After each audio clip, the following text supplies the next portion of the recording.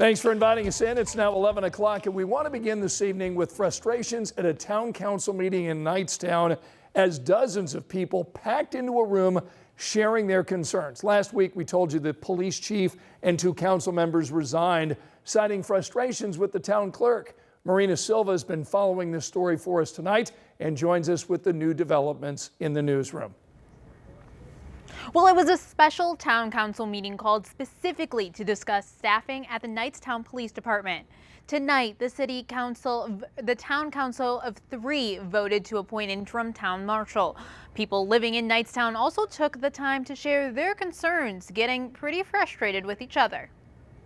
You guys don't actually care about the community. Many were upset at the Knightstown Town Council meeting Tuesday night, with the council and the unknown issues driving a wedge between multiple town leaders. This can't be a cycle that continues to happen every 3 to 5 years because some Lord knows what, because you're not going to tell us what it is, between the town council and the police department, but that's always what it is. One of the town councilor's daughters spoke at the meeting, urging people to find common ground. I truly think going forward, if people can be patient and open their eyes when they don't know people, we can go forward in a much better manner. Right away at the meeting, the council voted to appoint Landon Dean interim town marshal. He'll be working part-time in order to help the police department. The first part of that plan is not to look backwards and try to figure out what's happened. Let's look forward and build this department to what it should be. Dean is no stranger to Henry County, currently serving as the police chief in Middleton, saying now he plans to do both. I'm a local guy. I grew up here. I've known every police chief here. I've seen the failures and I've seen the successes, which are far more than the failures. He's hopeful he can work with people living in Knightstown to make it safer. I'm not in it for myself. I'm truly in it to help the town, and I hope people will trust me to do that. While this is an interim town marshal, the council will be looking to fill a permanent one as well as hire more officers. A current officer at the meeting says he does plan to stay with the police department to help. Now, a date for those hires a date for when those hires will happen. It hasn't been announced. Again, we'll continue to follow this story. Back to you, Scott.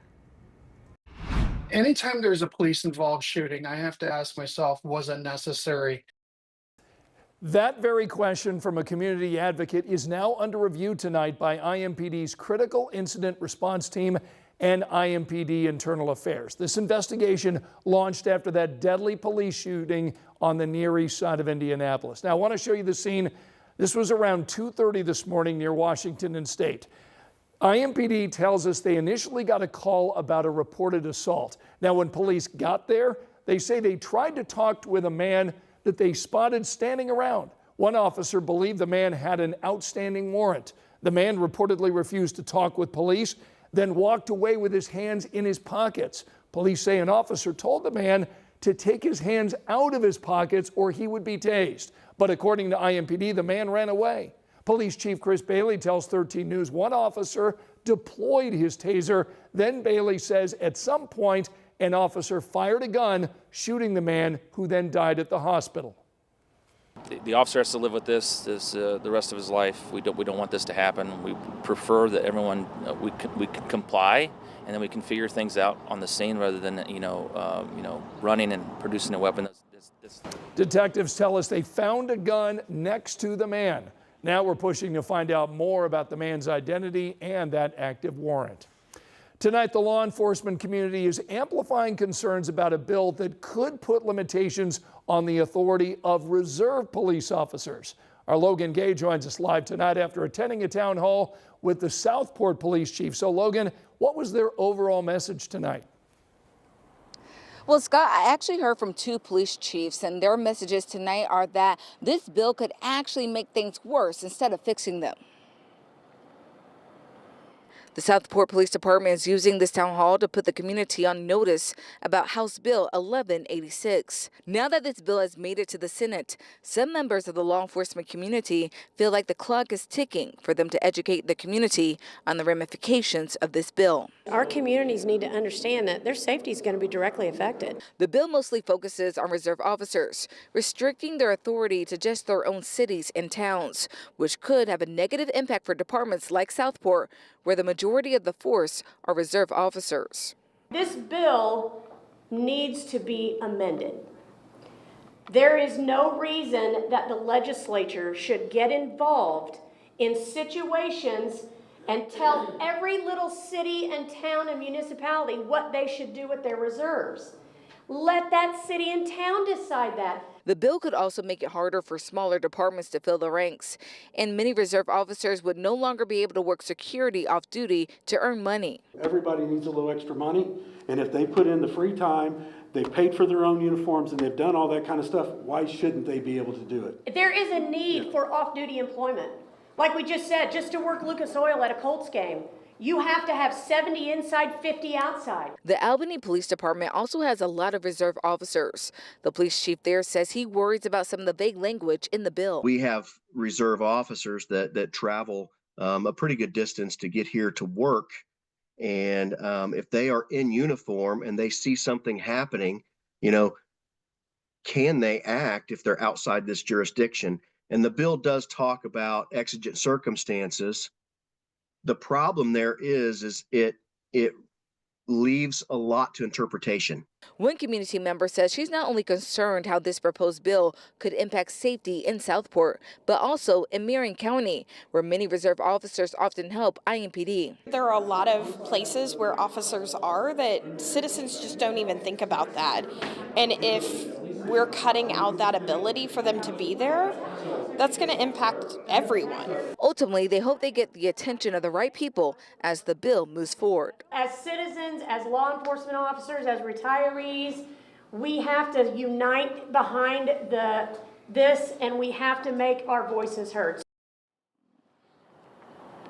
Now, at the end of the meeting, they encouraged the community to reach out to lawmakers to give them their input and to actually sign up to testify the next time this bill is up for public comment. Now, I did reach out to the sponsor of this bill and have not heard back yet about some of these concerns. But once we do, we will update this story. Scott. All right, Logan Gay reporting live. Thanks so much.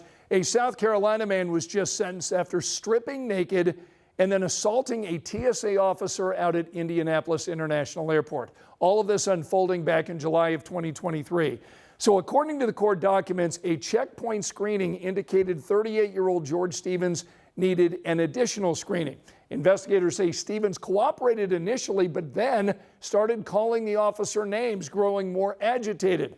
Eventually, they say, he took off all his clothes. Stevens was sentenced to 33 months in prison and 3 years of supervised release.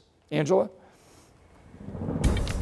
Scott, a cool start tomorrow morning, but not cold. Temperatures will be in the middle and upper 30s, so grab the jacket and throw the umbrella in just in case. Won't need it tomorrow morning, but come tomorrow afternoon, showers will be developing. It's going to be another warm one with highs close to 60 degrees. Future Track 13 shows the rain chance pushing south as we get into tomorrow afternoon and evening. This is 5 p.m. We'll get another wave of rain in here Saturday, or rather Thursday afternoon and evening. We will look ahead to a cooler Saturday and Sunday in the 7-day. In a little bit, Angela, thanks. The push to bring Major League Soccer here to our city is ramping up. Tonight we're hearing from city and state leaders busy this week hosting the MLS commissioner.